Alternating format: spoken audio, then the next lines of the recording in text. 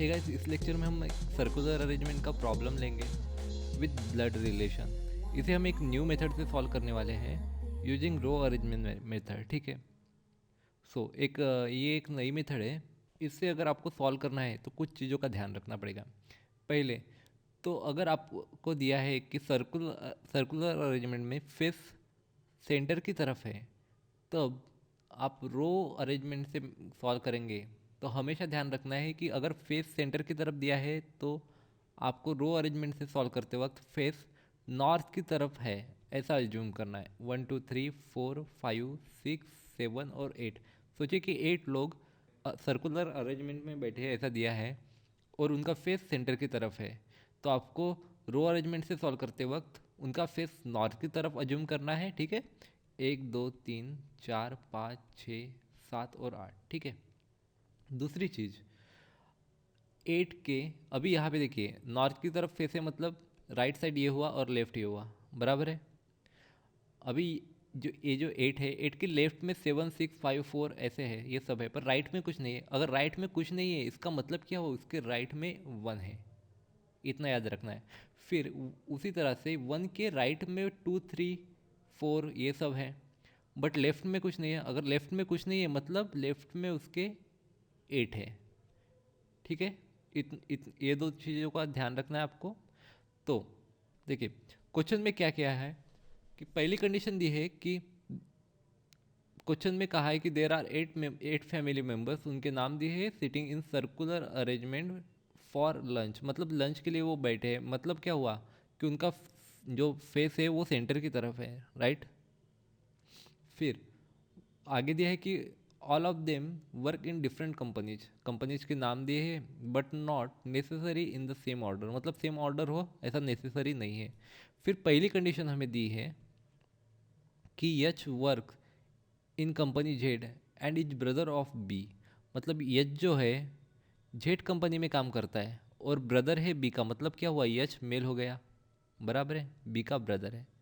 फिर C sit second right of F's wife who work neither for V nor Z, मतलब जो सी है वो सेकंड राइट में है, किसके, यफ के वाइफ के, मतलब उसका मतलब ही क्या हुआ, यफ मेल हो गया, राइट। यफ के सेकंड राइट में, यफ के वाइफ के सेकंड राइट में सी बैठता है और यफ की वाइफ ना वी में काम करती है ना जेड में काम करती है। ठीक है, ये दिया हुआ है हमें। फिर आगे क्या कहा गया है कि both immediate neighbours of C are females, मतलब थर्ड कंडीशन है कि सी के जो इमीडिएट नेबर्स है वो दोनों के दोनों फीमेल्स है। अभी ये सर्कल मतलब फीमेल्स, ठीक है, और ये स्क्वायर मतलब मेल। फिर फोर्थ कंडीशन क्या है, each sun sits second left of H and on the immediate right of the person who works in company U, मतलब U के immediate right में E का सन बैठता है और H के सेकंड लेफ्ट में, ठीक है, H के सेकंड लेफ्ट में E का सन बैठता है, ऐसे दिया है, ठीक है। फिर H is not immediate neighbour of F's wife, मतलब F की जो वाइफ है उसका इमीडिएट नेबर H नहीं है, ठीक है। फिर each son works in company T, मतलब ई का जो सन है वो टी कंपनी में काम करता है। अभी ये ई का सन है मतलब मेल हो गया और कंपनी है इसकी टी, ठीक है। Only one person sit between G and H, G और एच इन दोनों के बीच में एक ही पर्सन बैठता है, ठीक है। फिर यफ सिस्टर ई, यफ सिस्टर ई का मतलब क्या हुआ, यफ की सिस्टर ई है और ई क्या हुई, फीमेल हो गई। Is immediate right of her father. अब यहाँ पे देखने वाली चीज़ है कि यफ की सिस्टर ई, मतलब ई और यफ का दोनों के फादर एक ही हुए, राइट। वो कहाँ पे, immediate right of her father, मतलब ई हो गई female. Now who works in company Y, ये जो ई और एफ के फादर है ये कहाँ पे काम करते हैं, वाई कंपनी में काम करते हैं, ठीक है। Now G is mother of B, देखिए यहाँ पे बी दिया है और जी बी की मॉम है, इतना हमें पता चला। अब ये जी हो गई, ये फीमेल हो गई, राइट। हाँ, आगे only one person sit between F's father and A. आठवीं कंडीशन है कि यफ के जो फादर है, यफ के जो फादर है मतलब यफ और ई के जो फादर है और ए जो है, इनके बीच में एक ही बंदा बैठता है या फिर एक ही पर्सन बैठता है। फिर A sits immediate left of person who works in company X, मतलब एक्स में जो काम करता है उसके इमीडिएट लेफ्ट में ए बैठता है। चलिए फिर आगे क्या दिया है, only one person sit between F and B. F और बी के बीच में कोई एक ही बंदा बैठता है, यफ जो मेल है और बी के बीच में कोई एक ही बैठता है। फिर B seats second left of person who work in company S, मतलब यस कंपनी में जो काम करता है उसके सेकंड लेफ्ट में बी बैठता है। फिर आगे B is father of D, ये जो बी है वो फादर किसका है, डी का है, मतलब बी हो गया male, right. And is not immediate neighbour of A, immediate neighbour नहीं है किसका, ए का, मतलब यहाँ पे ए नहीं आएगा और यहाँ पे ए नहीं आएगा, ठीक है। इतना हो गया, मतलब हमें अभी हमने सारी की सारी कंडीशन लिख ली है, बराबर है। चलिए फिर अभी हम इसे सर्कुलर अरेंजमेंट से नहीं, मतलब ट्रेडिशनल मेथड से सॉल्व नहीं करने वाले, इसे हम रो मेथड से, रो अरेंजमेंट से सॉल्व करने वाले हैं, ठीक है। मैंने आज ही इस टाइप के क्वेश्चन को रो अरेंजमेंट मेथड से करके देखा था, तो मुझे लगा कि ये रो अरेंजमेंट मेथड से आसानी से सॉल्व हो सकता है, ठीक है। तो पहले मैं 8 स्पेसेस दे देता हूँ, क्योंकि यहाँ पे 8 लोगों के बारे में दिया है, 1 2 3 4 5 6 7 8, ठीक है। फिर आगे क्या दिया है, पहली कंडीशन क्या है, अभी कहाँ से स्टार्ट करेंगे ये बहुत इंपॉर्टेंट होता है। अगर स्टार्ट आप यहाँ से कर रहे हैं फोर्थ से, तो क्या आपको और कोई कनेक्शंस मिलते हैं, या फिर कहीं से भी स्टार्ट कर रहे हैं तो आपको ज़्यादा से ज़्यादा लिंक मिलनी चाहिए, ठीक है। आप कहीं से भी स्टार्ट करें, आपको स्टार्ट वहीं से करना है जहाँ से ज़्यादा लिंक मिलते हैं। यहाँ पे देखिए यू, फोर्थ कंडीशन में देखिए यू, ई का सन और यच, इनके इनके बीच में रिलेशन दिया है। फिर यच के बारे में रिलेशन दिया है एफ के वाइफ के साथ, कि वो आजू बाजू में नहीं आ सकता। फिर जी के साथ रिलेशन दिया है, तो यहाँ से हम स्टार्ट कर सकते हैं, राइट। अभी आप यू कहाँ पे लिखेंगे, स्टार्ट कहीं से भी करेंगे।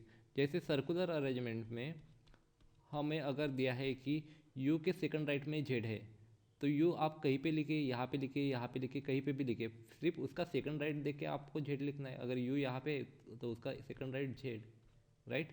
अगर यू यहाँ पे लेंगे तो सेकंड राइट जेड यहाँ पे, और यू आप यहाँ पे स्टार्ट करते हैं तो जेड यहाँ पे आएगा, राइट। तो उसी तरह से यहाँ पे भी आप कहीं पे भी लिख सकते यू, ठीक है, मतलब स्टार्ट कहीं से भी कीजिए। अगर मैं यहाँ से करता हूँ तो उसके राइट में कौन है, ई का सन, अभी ये क्या होगा, मेल हो गया, और ये टी कंपनी में काम करता है, इतना दिया है। फिर उसके सेकंड राइट में यच है, क्योंकि यच के सेकंड लेफ्ट में ई का सन है, तो मतलब उसके सेकंड राइट में यच आएगा, वो भी मेल है। फिर नेक्स्ट कंडीशन में क्या दिया है, देखिए यहाँ पे यच के साथ कोई रिलेशन मिल रहा है, यच और जी के बीच में एक की गैप है। अभी लेफ्ट में एक की गैप छोड़ के देखेंगे तो यहाँ पे मेल है, पर जी तो है फीमेल, मतलब उसके राइट में ही हमें जी को लेना होगा, तो जी यहाँ पे आएगा, ठीक है, इतना समझ में आया। फिर उसके बाद में क्या कुछ दिख रहा है, यच के साथ और एक बात बताई गई है कि यच के आजू बाजू में एफ की वाइफ नहीं आ सकती, मतलब एफ की वाइफ यहाँ पे भी नहीं आ सकती और यहाँ पे भी नहीं आ सकती, मतलब एफ की वाइफ यहाँ पे आ सकती है, एफ वाइफ। फिर उसके सेकंड राइट मतलब एक, और इसके राइट में कुछ नहीं है, मतलब राइट ये हो जाएगा, वहाँ पे सी आएगा। अगर सी यहाँ पे आएगा तो फिर क्या दिया है कि सी जो है उसके आजू बाजू में फीमेल से, मतलब ये क्या हो जाएगा, ये फीमेल हो जाएगा और ये भी फीमेल हो जाएगा, क्योंकि इसके सी के राइट में यू है और सी के लेफ्ट में कुछ नहीं है, मतलब सी के लेफ्ट में ये रहेगा, राइट। फिर एफ के वाइफ की और एक पॉसिबिलिटी है, यहाँ पे एफ की वाइफ आ सकती है। अगर यहाँ पे एफ की वाइफ आई तो उसका सेकंड राइट ये जगह हुई, अगर यहाँ फिर यहाँ पे कौन आएगा, सी आएगा। अगर यहाँ पे सी आया तो देखिए उसके दोनों साइड में फीमेल होनी चाहिए, पर यहाँ पे मेल है राइट में, तो मतलब यहाँ पे सी नहीं आएगा, मतलब एफ की वाइफ यहाँ पे नहीं आएगी। फिर अगर एफ की वाइफ के लिए आप ये जगह देखते हैं, तो एफ की वाइफ अगर यहाँ पे आई तो उसका सेकंड राइट में यहाँ पे सी आएगा। अगर यहाँ पे सी आया तो दोनों साइड में फीमेल होनी चाहिए, तो पॉसिबिलिटी बनती है। तो उसके लिए हम एक अलग डायग्राम निकाल लेते हैं। ठीक है, यहाँ पे ई का सन है टी, ठीक है, फिर यहाँ पे एच है, फिर यहाँ पे जी है, फिर एफ़ के वाइफ के लिए हम ये कंडीशन लेंगे, एफ़ की वाइफ अगर यहाँ पे आती है तो दो छोड़ के फिर यहाँ पे ये सी हो जाएगा, राइट। अगर ये सी होता है तो फिर उसके दोनों साइड में फीमेल आएंगी, right, according to third condition. ठीक है, इतना समझ में आया। फिर उसके बाद में अब कोई कंडीशन मिल रही है क्या हमें? और एक कंडीशन दी है यहाँ पे, देखिए कि एफ और बी ये दोनों मेल है, ठीक है, और मेल के लिए जगह कौन सी बची है? ये एक और ये एक, ये दोनों ही जगह बची है। बाकी सब में तो देखिए यहाँ पे मेल के लिए जगह है। अगर यहाँ पे एफ आया तो एक छोड़ के यहाँ पे बी आना चाहिए, बट यहाँ पे तो कोई जगह ही नहीं है बी के लिए। या फिर यहाँ पे बी आए तो यहाँ पे एच एफ आना चाहिए, पर यहाँ पे ऑलरेडी एच है, मतलब एक तो यहाँ पे एफ आएगा या फिर बी आएगा, उसी तरह से यहाँ पे बी या फिर एफ आएगा। ठीक है, अभी फिक्स नहीं पता कहाँ पे आएगा। फिर उसके बाद क्या बोला है कि बी के सेकंड राइट में यस है, मतलब यस कंपनी में जो काम करता है वो बी के सेकंड राइट में है, राइट। तो अगर बी यहाँ पे तो सेकंड राइट में यफ, मतलब यफ करेगा काम यस में, यस कंपनी में। उसी तरह से अगर बी यहाँ पे आया तो यस यहाँ पे आएगा, यस कंपनी में काम करने वाला यहाँ पे रहेगा। तो ये दो पॉसिबिलिटीज़ है। सेम उसी तरह से यहाँ पे देखिए यफ और बी यहाँ पे आ सकते हैं, उसी तरह से यफ और बी, राइट, ये पॉसिबिलिटीज़ है। अगर बी यहाँ पे काम कर रहा है तो उसके सेकंड राइट में यस मतलब यहाँ पे, और बी यहाँ पे काम रहे तो सेकंड राइट में यस मतलब यहाँ पे, मतलब यफ करेगा यस में काम। ठीक है, ये पॉसिबिलिटीज़ है बस। तो ये कंडीशन हमने रख ली। ये 8 कंडीशन हमारी बाकी है, ई के बारे में बाकी है और ई के फादर के बारे में बाकी है, राइट। सो ई कौन है? फीमेल है। तो ई कहाँ पे आ सकता है? देखिए ई अगर फीमेल है तो एक तो ई यहाँ पे आ सकता है या फिर यहाँ पे आ सकता है। अगर आपका ई यहाँ पे आया, ये कंडीशन देखिए, अगर ई को आपने यहाँ पे रखा तो यहाँ पे कौन आना चाहिए? ई का फादर, पर यहाँ पे तो एफ की वाइफ है, मतलब ई नहीं आएगा यहाँ पे। तो एफ ई के लिए फिर ये ए की जगह बची है, मतलब ई यहाँ पे आएगा। फिर ये कौन हो गया? सी कौन हो गया? सी जो है वो ई और एफ का फादर हो गया, राइट। ई और एफ का फादर हो गया। क्यों समझ में आया? क्योंकि इस कंडीशन की वजह से। और काम, और किस कंपनी में काम करता है ये? सी वाई में, ठीक है। फिर यहाँ पे हमारे पास अभी एक ही कंडीशन बची है, 10th कंडीशन और 8 कंडीशन। 8 वाली कंडीशन देखिए कि ई के फादर के और ए के बीच में एक की गैप है। तो मतलब ई के फादर और ए के बीच में एक की गैप है, मतलब ए यहाँ पे आना ही आना है, और कोई ऑप्शन ही नहीं है। अगर ए यहाँ पे आता है तो मतलब बी यहाँ पे नहीं आएगा, क्योंकि बी के आजू बाजू में ए नहीं आता, मतलब ये वाला बी कैंसिल हो जाएगा। अगर बी यहाँ पे नहीं रहेगा तो फिर यफ यहाँ पे नहीं रहेगा, मतलब यफ और बी की हमें फिक्स जगह मिल गई है, राइट। यफ और बी की हमें फिक्स जगह मिल गई है, मतलब अगर यफ और बी की हमें जगह मिल गई तो यस की जगह फिक्स हो गई, बराबर है। यस की जगह यहाँ पे फिक्स हो गई, ऊपर के डायग्राम में फिक्स हो गई। नीचे के डायग्राम में देखिए ई कहाँ कहाँ पे आ सकता है? ई के लिए दो जगह है, ये एक और ये एक। अगर यहाँ पे ई आया तो यहाँ पे ई के फादर आना चाहिए, पर यहाँ पे तो एफ की वाइफ है, मतलब ई यहीं पे आएगा। अगर ई यहाँ पे आया तो, क्योंकि यहाँ पे तो जी है, फिर ई के लिए कोई जगह ही नहीं बची। अगर ई यहाँ पे आया तो यहाँ पे ई के फादर होने चाहिए, बट यहाँ पे ई का सन है, मतलब क्या हुआ? हमारी जो ये पूरी की पूरी पॉसिबिलिटी थी डायग्राम की, ये गलत हो गई।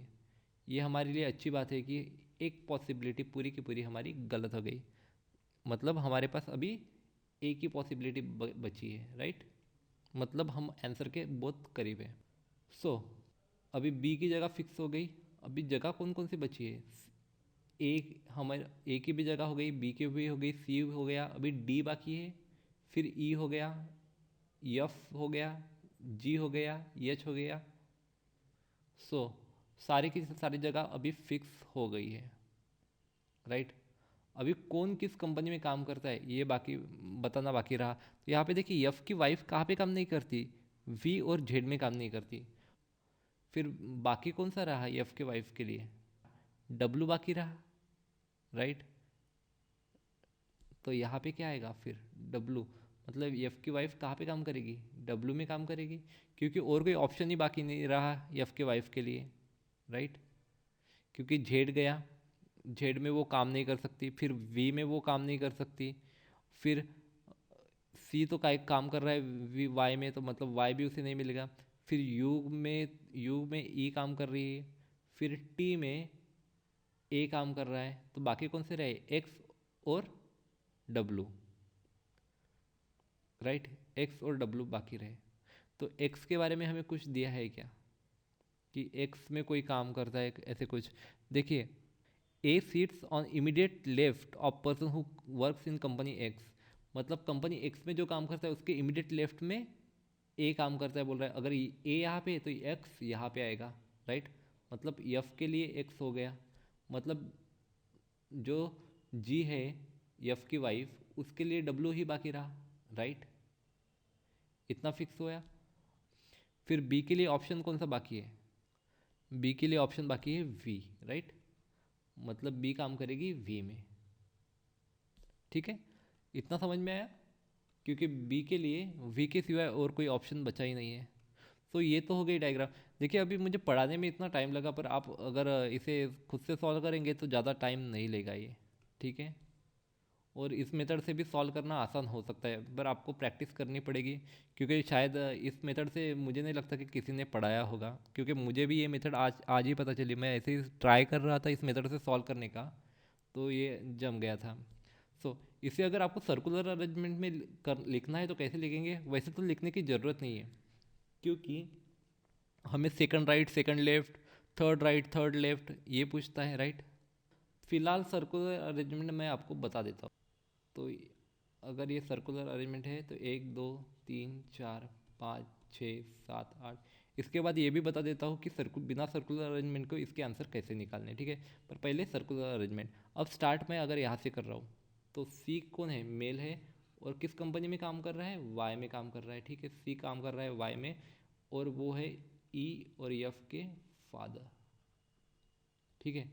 फिर ई जो है वो यू कंपनी में काम कर रहे हैं। फिर उसके राइट में है ए, वो मेल है, ए जो है मेल है और टी कंपनी में काम कर रहे हैं, वो कौन है, ई का सन है, ठीक है, ई का सन है। फिर यफ है जो एक्स में काम करते हैं और वो मेल है। अभी यफ मेल क्यों है, क्योंकि यफ के वाइफ के बारे में दिया है, मतलब यफ मेल हो गया। फिर यच उसके राइट में, वो जेड में काम करता है। फिर बी, वो डी का फादर है, मतलब बी जो हुआ, फिर बी क्या हुआ, मेल हो गया, वो वी में काम करते हैं। फिर उसके साइड में है जी, उसके राइट में जी है, वो काम करते हैं डब्लू में, और वो है एफ के वाइफ, एफ के वाइफ, राइट। फिर उसके बाजू में है डी, वो काम करते हैं यस में। अब देखिए डी के राइट में कुछ नहीं है, मतलब क्या बोला था मैंने, उसके राइट में कुछ नहीं है, मतलब उसके राइट में सी है, राइट, ये वाला है। तो देखिए उसके राइट में सी आ रहा है, ठीक है। ये तो हो गई सर्कुलर अरेंजमेंट। अगर इस मेथड से आपको सॉल्व करना है तो आप आसानी से सॉल्व कर सकते हैं, पर यहाँ पे अभी मैंने फर्स्ट टाइम पढ़ा है, इसलिए ये ज़्यादा टाइम लिया बताने के लिए, क्योंकि मुझे नहीं लगता कि सर्कुलर अरेंजमेंट को किसी और मेथड से सॉल्व करने के लिए किसी ने बताया है, कोई और मेथड किसी ने बताई होगी। इसको भी मैंने आज ही सॉल्व करके देखा है, नई मेथड मुझे लगा कि सॉल्व करके देखना चाहिए, तो मुझे ये मेथड मिली। तो इससे अगर आप प्रैक्टिस करेंगे तो हो सकता है कि सर्कुलर अरेंजमेंट से भी फास्ट, मतलब ये ट्रेडिशनल मेथड से भी फास्ट आप सॉल्व कर सकते हो। पर आपको थोड़े 3-4 क्वेश्चन लेके प्रैक्टिस करनी होगी, ठीक है। अगर आप मुझे क्वेश्चन प्रोवाइड करते हैं तो मैं उसे सॉल्व करके इसी मेथड से सॉल्व करके आपको बता दूंगा, ठीक है।